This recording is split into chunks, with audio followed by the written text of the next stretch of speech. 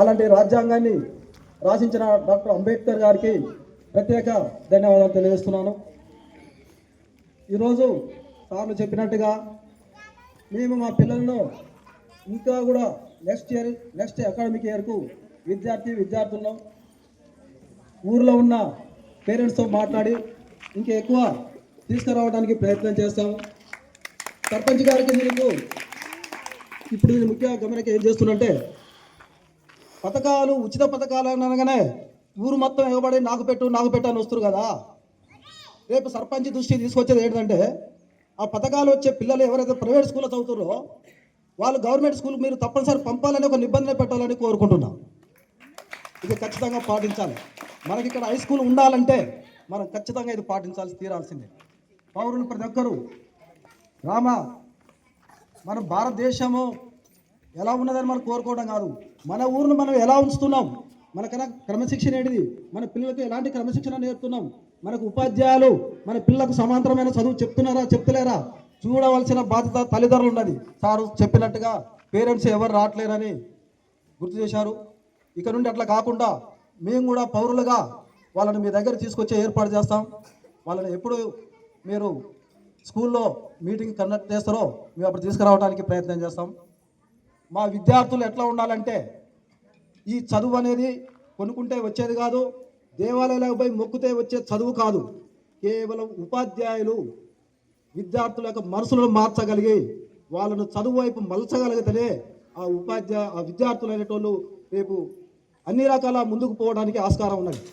ఉపాధ్యాయులకు ముఖ్యంగా నేను గమనించేది ఏంటంటే, ముఖ్యంగా చెప్పేది ఏంటంటే, మా విద్యార్థులు ఏ లెసన్ చెప్పినా మీ వైపు మీరు చెప్పే లెసన్ను వాళ్ళు గమనిస్తలేరా, వాళ్ళు ఎలాంటి ఆలోచనలో ఉంటున్నారని ముఖ్యంగా మీరు అది తీసుకోవాలి. మీకు పేరెంట్స్ ద్వారా ఇక్కడ గవర్నమెంట్ స్కూల్కి వస్తున్నారంటే ప్రతి ఒక్కరు కూలి రైతుల బిడ్డలు మాత్రమే. వాళ్ళ పిల్లలు వాళ్ళు క్రమశిక్షణ పెట్టాలంటే వాళ్ళు అందుబాటులో ఉండరు, పొద్దున పోయి రాత్రి ఎప్పుడో వస్తారు.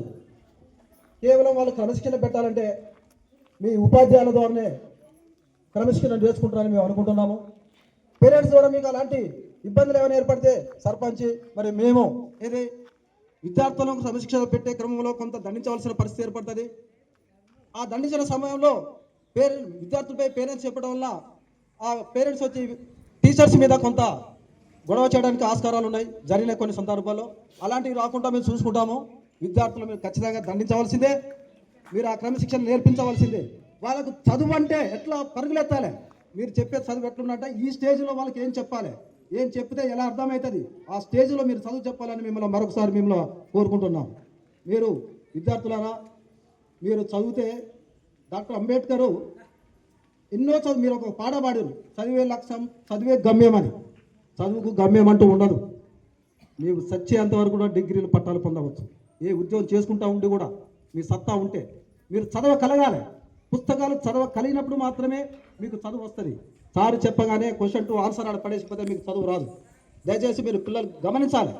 సారు మీ కొరకే ఇక్కడ వీళ్ళింత ఎక్కడో గవర్నమెంట్ స్కూల్ ఇక్కడ నుంచి చేర్పించి మన దగ్గర చేర్పించి మనకు అన్ని సౌకర్యం కల్పించాలన్నప్పుడు మీరు విద్యార్థులుగా మీరు దాన్ని ఉపయోగించుకుంటేనే రేపు మీరు డాక్టర్ కావచ్చు, కలెక్టర్ కావచ్చు, అలాంటి చదువును మీరు ఉపయోగించుకోవాలని మేము కోరుకుంటున్నాము. నా కొడుకు ఈరోజు మంచి చదువుకోగలను కాబట్టి నేను అమెరికా పంపుకోగలిగినా. మీకు అలాంటి అవకాశాలు మీలో ఎవరు పైకి వచ్చినా కానీ నా ద్వారా మీకు ఏం కావాలో ఆ సహాయం మీకు పొందపరుస్తా. మీరు అది వినియోగించుకోవాలి. మీ తల్లిదండ్రులకు చెప్పండి. మీరు కేవలం చదువు ద్వారానే ఏ ద్వారా కూడా మనము గుర్తింపు పొందాము. పై చదువులు చదివిన మాత్రమే సర్పంచ్ అయినా ఎమ్మెల్యే అయినా కొద్ది కాలం మాత్రమే, 5 సంవత్సరాలు 10 సంవత్సరాలు ఇంకా ఉంటే మరోసారి ఎన్నిక కాబడతాడు. కానీ చదువు చదివిన చచ్చిన దాకా కూడా ప్రజల్లో ఉంటాడు, ప్రజల గుండెల్లో ఉంటాడు. ఇలా అంబేద్కర్ ఎన్ని సంవత్సరాలు, అంబేద్కర్కి ఎలా ఎందుకు కొనియాడుతున్నాము? రాజ్యాంగాన్ని రాసింది ఎవరని కొనియాడుతున్నాం మనం? అంబేద్కర్ రాసిండు. అట్లాగే మీ దగ్గర కూడా మీ చదువును మీరు చూపెడితే మీ చదువు అందరికీ గ్రామానికి ఉపయోగపడేటట్టు ఉండాలని మేము కోరుకుంటున్నాము. మీరు ఈ అవకాశం ఇచ్చిన పెద్దలకు మరి ఉపాధ్యాయులకు గౌరవ హెడ్ మాస్టర్ గారికి ధన్యవాదాలు ఇస్తున్నాం. నెక్స్ట్ ఇంకెవరైనా పెద్దలు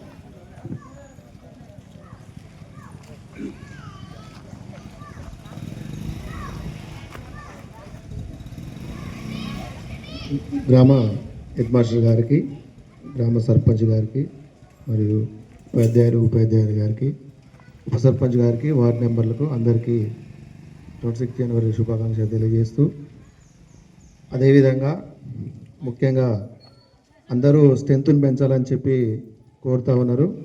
కానీ ఎవరైతే ఆల్ డిపార్ట్మెంట్ మన ఎల్కారంలో గవర్నమెంట్ డిపార్ట్మెంట్ ఏదైతుందో ఆ డిపార్ట్మెంట్లో గవర్నమెంట్ జీతం తీసుకుంటూ వాళ్ళందరూ ప్రైవేటు పాఠశాలలో పంపించడం జరుగుతుంది. ముందుగా వాళ్ళని మోటివేట్ చేస్తే వాళ్ళని చూసి మిగతా వాళ్ళు ఇంట్రెస్ట్గా తోలుతారు తప్ప మీరు గవర్నమెంట్తో జీతం తీసుకుంటూ ప్రైవేట్ స్కూల్కి పంపడం ఇది ఎంతవరకు కరెక్ట్ అనేది మీరు మీకే ఆలోచించుకోవాలని చెప్పి కోరుతూ, అదేవిధంగా మన గ్రామ సర్పంచ్ యువకుడు, ఉత్సాహవంతుడు, సర్పంచ్ కాముందుకే ఈ స్కూలు గురించి ఎంతో అభివృద్ధి చేయడం జరిగింది. మీరు టూరు పోతున్నా ఆయన సొంత సహకారంతో టూరు పంపించడం జరిగింది. సర్పంచ్ విషయంలో ఎలాంటి సమస్యలున్నా మీకు ఎల్లవేళ అందుబాటులో ఉంటాడు. గతంలో ఈ హై స్కూల్ రావడం కారణం మిద్దె రవీంద్ర గారు. అప్పుడు మేము చదువుకున్నప్పుడు ప్రైవేట్ స్కూల్, హై స్కూల్ వల్ల ఉండే ఆయన సొంత నుంచి ఎకరం జాగా మిద్దె రవీంద్ర గారు ఇచ్చి స్కూల్ కట్టడం జరిగింది. ఆయన పేరుని సలహాదాత అని చెప్పి అలా పేరు రాయాలని చెప్పి కోరుతా ఉన్నాను.